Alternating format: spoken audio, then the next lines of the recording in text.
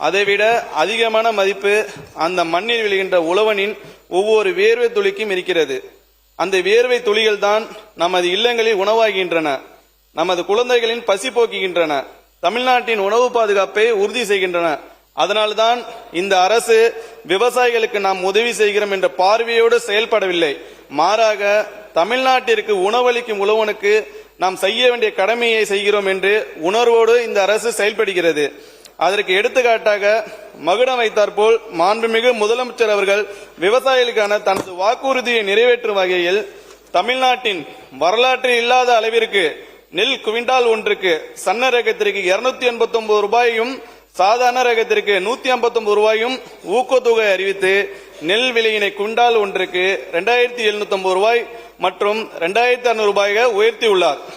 மேலும் கரும்புக்கு matric ton ஒன்றுக்கு 709 ரூபாய் 50 காசுகள் ஊக்கத்தொகை அறிவித்து கரும்பு விலையினை 4000 ரூபாயை உயர்த்தி நெல் விவசாயிகள் வயிற்றில் பாலையும் கரும்பு விவசாயிகள் வயிற்றில் தேனையும் வார்த்துள்ளார் நம் தலைவர். கரும்பின் சர்க்கரை கட்டுமானம் 9.5% வரை இருக்கும் போது 4000 ரூபாயும், அதற்கு மேல் சர்க்கரை கட்டுமானம் அதிகரிக்கும் போது அதற்கு ஏற்றபடி கரும்பு விலையும் உயரும் என்றும் இம்மாமன்ற உறுப்பினருக்கு மாண்புமிகு பேரவைத் தலைவர் வாயிலாக தெரிவித்துக் கொள்கிறேன். மாண்புமிகு பேரவைத் தலைவர் அவர்களே, மாண்புமிகு உறுப்பினர்கள் சிலர் பெயரை மட்டுமே மாற்றி திட்டங்களை அறிவித்துள்ளதாக தெரிவித்தனர்.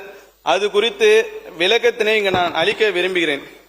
ஏற்கனவே செயல்படுத்தப்பட்ட சில திட்டங்களில் பல்வேறு கூறுகள் இருந்த நிலையில் அவற்றில் சில கூறுகளுக்கு விவசாயிகள் மத்தியில் போதிய வரவேற்பு இல்லாமல் இருந்ததால், எனவே இவ்வாறான கூறுகளை நீக்கியும் விவசாயிகள் கோரிக்கைகளுக்கு ஏற்ப தேவையான வேறு இனங்களை சேர்த்தும் அத்திட்டங்களுக்கு புது வடிவம் கொடுக்கப்பெற்று அறிவிக்கப்பட்டுள்ளன.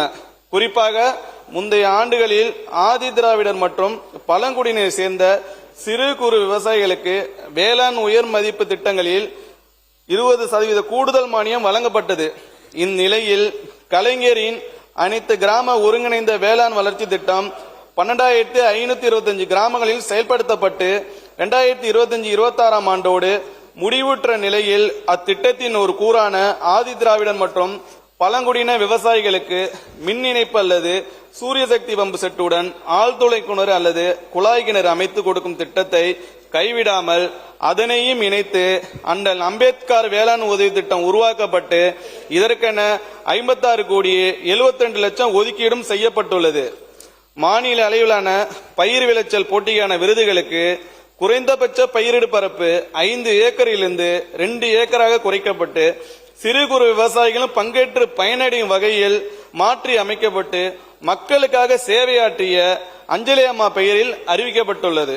அதேபோல் 2004 முதல் செயல்படுத்தப்படும் மாவட்ட அளவிலான பயிர் விளைச்சல் போட்டிகள் திட்டத்தில் முதல் பரிசுக்கான பரிசு தொகை 15,000 50,000 இரண்டாம் பரிசுக்கான தொகை 10,000 25,000 உயர்த்தப்பட்டு விவசாயிகளை உயர்த்தி காட்டிடும் வகையில் அதற்கு வெற்றி விவசாய விருது என்று பொருத்தமானது என பெயர் வைத்துள்ளோம்.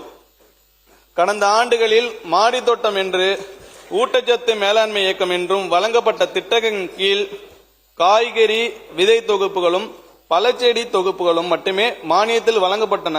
தற்பொழுது புதிய அம்சம் கூட அறிவிக்கப்பட்டுள்ள வெற்றி இல்லத்தரசி வீட்டு தோட்டம் திட்டத்தில் காய்கறி விதைகள், தென்னை நார் கட்டிகள், செடி வளர்ப்பு பைகள் மற்றும் இடுபொருளுடன் கூடிய தொகுப்புகளுடன் மொட்டை மாடி இல்லாதவர்கள் சுவற்றில் தொட்டிகளை மாட்டி செடிகளை வளர்க்கும் வண்ணம் செங்குத்து தொட்டிகள், வெர்டிகல் கார்டன், நீரியல் தோட்டங்கள், ஹைட்ரோபோனிக்ஸ் மற்றும் மொட்டை மாடியில் வளர்க்கப்படும் செடிகள் பாதிக்கப்படா வண்ணம் 100 சதுர அடியில் பச்சை நிழல்வலை கூடார அமைப்பு ஆகியவை அமைப்பதற்கு மானியம் வழங்கப்படுகிறது.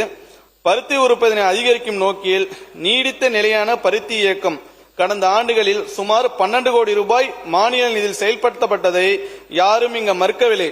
ஆனால் இந்த ஆண்டு முதல் அடர் நடவு, நெருக்க நடவு, ஒருங்கிணைந்த பயிர் மேலாண்மை, நுனி கிள்ளுதல், மிக நீண்ட இலை பருத்தி சாகுபடி ஆகியவற்றை உள்ளடக்கிய பருத்தி உற்பத்தி திறனை அதிகரிப்பதற்கான புதிய 5 ஆண்டு இயக்கம் ஒன்றிய மாநில அரசு திட்டமாக ஒன்றிய அரசால் ஆண்டு ஒன்றுக்கு ஏறத்தாழ 26 கோடி ரூபாய் நிதியில் அறிமுகப்படுத்தப்பட்டுள்ளது. எனவேதான் பருத்தி உற்பத்தியில் மறுமலர்ச்சி ஏற்படுத்தும் என்ற நோக்கில் பருத்தி மறுமலர்ச்சி இயக்கம் என்று பெயரிடப்பட்டு அறிமுகப்படுத்தப்பட்டுள்ளது. அவ்வாறாக மாற்றி அமைக்கப்பட்ட திட்டங்களுக்கு பெயர் மாற்றம் செய்வதுதானே பொருத்தமாக இருக்கும். மாண்புமிகு பேரவைத் தலைவர் அவர்களே, எல் நினோ நிகழ்வினால் தமிழ்நாட்டில் வேளாண்மைக்கு பெரும் அச்சுறுத்தும் நேரிட்டுள்ளது. மேட்டூர் அணையில் குறைந்த நீர் இருப்பின் காரணமாக எப்போதும் பாச நீர் திறக்கப்படும் நாளான ஜூன் 12ஆம் தேதி அன்று மேட்டூர் அணை திறக்கப்படாத நிலையில் விவசாயிகளின் வாழ்வாதாரத்தை பாதுகாத்திட டெல்டா மற்றும் டெல்டா அல்லாத மாவட்டங்களுக்கு மாண்புமிகு முதலமைச்சர் அவர்களால் 134 கோடி நிதி ஒதுக்கீட்டில் குறுவை தொகுப்பு திட்டம் அளிக்கப்பட்டு குறுவை நெல் இயல்பு பரப்பான 10.60 லட்சம் ஏக்கருக்கு இதுவரை 8.41 லட்சம் ஏக்கரில் சாகுபடி செய்யப்பட்டுள்ளது.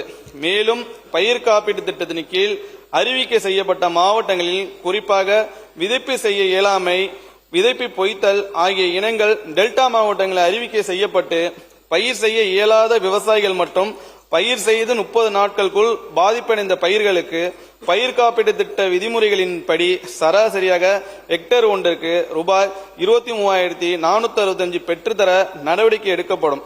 கடந்த ஆண்டில் குறுவை பருவத்தில் 2.77 லட்சம் ஏக்கர் மட்டுமே 1.05 லட்சம் விவசாயிகளால் காப்பீடு செய்யப்பட்ட நிலையில் நடப்பு ஆண்டில் 3.98 லட்சம் ஏக்கர் நெற்பயிர் 1.34 லட்சம் விவசாயிகளால் காப்பீடு செய்யப்பட்டுள்ளது என்பதை இம்மாமன்றத்தில் குறிப்பிட விரும்புகிறேன்.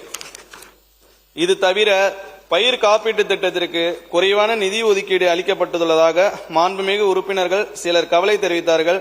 இதை பொறுத்தவரை கடந்த ஆண்டுகளில் மேற்கொள்ளப்பட்ட செலவினத்தின் அடிப்படையிலே இந்த ஆண்டிற்கு 36 லட்சம் ஏக்கர் பரப்பினை காப்பீடு செய்யும் வகையில் 648 கோடியே 55 லட்சம் ரூபாய் ஒதுக்கீடு செய்யப்பட்டுள்ளது.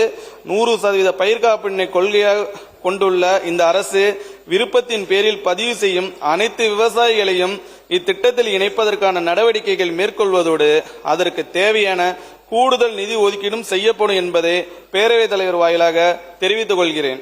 தற்போது எல் நினோ நிகழ்வால் மழை சீரற்ற நிலையில் பல மாவட்டங்களில் பெய்து வரும் நிலையில் சாகுபடி செய்யப்பட்ட பயிர்கள் சில மாவட்டங்களில் பாதிப்படைந்துள்ளன. இந்நிலையில் அனைத்து மாவட்டங்களிலும் மாவட்ட நிர்வாகத்தை பாதிக்கப்பட்ட பயிர் பரப்பலை கண்காணிக்க மாண்புமிகு முதலமைச்சர் அவர்கள் அறிவுறுத்தியுள்ளார்கள். அதன் அடிப்படையில் முதற்கட்டமாக 33% மற்றும் அதற்கு மேல் மகசூல் இழப்பு ஏற்படும் பாதிக்கப்பட்ட பரப்பை கணக்கெடுத்ததில் இதுவரை மொத்தம் 23,309 ஹெக்டேர் பயிர் பரப்பளவு பாதிப்படைந்துள்ளதாக மாவட்டங்களிலிருந்து விவரங்கள் பெறப்பட்டுள்ளன. இதில் நெற்பயிர் 5,463 ஹெக்டேரிலும் சிறுதானியங்கள் 5,970 ஹெக்டேரிலும் பயிர் வகைகள் 2,245 ஹெக்டேரிலும் எண்ணெய் வித்துகள் 8,700 ஹெக்டேரிலும் கரும்பு 753 ஹெக்டேரிலும் பருத்தி 17 ஹெக்டேரிலும் தோட்டக்கலை பயிர்கள் 161 ஹெக்டேரிலும் பாதிக்கப்பட்டுள்ளதாக தெரிவிக்கப்பட்டுள்ளது. இந்த கணக்கெடுப்பு தொடர்ந்து மேற்கொள்ளப்பட்டு மாநில பேரிடர் நிவாரண நிதியிலிருந்து நிவாரணம் அளிக்க அரசு உரிய நடவடிக்கை மேற்கொள்ளும் என தெரிவித்துக் கொள்கிறேன்.